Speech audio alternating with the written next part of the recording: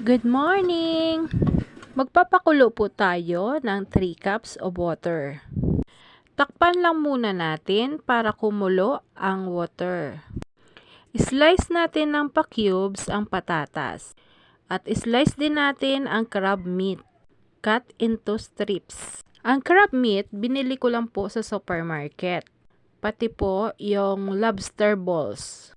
Hinati-hati ko lang po ang lobster balls.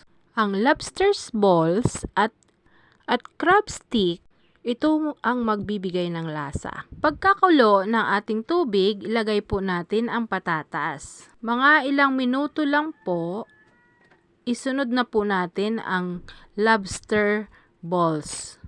Pakuluin lang natin ng mga 1 minute. Pag kumulo na po, mga 1 minute after, ilagay na po natin ang chicken seasoning ng noodles. Ito po ang magbibigay lasa sa ating sabaw. Isunod na natin ang noodles. 2 noodles po ang aking nilagay dito. Pwede rin po kayo gumamit ng beef noodles. Kahit anong brand. Chicken noodles lang po kasi ang aking available. Kaya yun din po ang aking iniluto. Mga 1 minute po na pagpakulo sa noodles, medyo hinaan po natin ang apoy para hindi po ma-overcook ang patatas at tikman na rin natin po ang kanyang sabaw. Kung kailangan pa po ba natin magdagdag ng asin. Ako kasi ayoko ng maalat, kaya okay na sa akin ang lasa.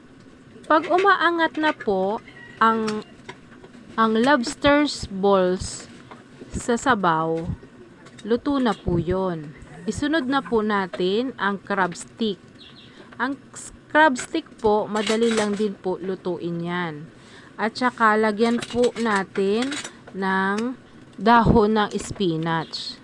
Halu-haluin po muna natin ng saglit at ilagay na ang spinach na dahon. Ang dahon ng spinach, yun ang magbibigay ng masustansyang minerals, vitamins, at fiber. Pag wala pong spinach, pwede din po ang malunggay. Yung dahon ng malunggay, rich in iron din po. Lagyan po natin ng 1 can ng big evaporated milk.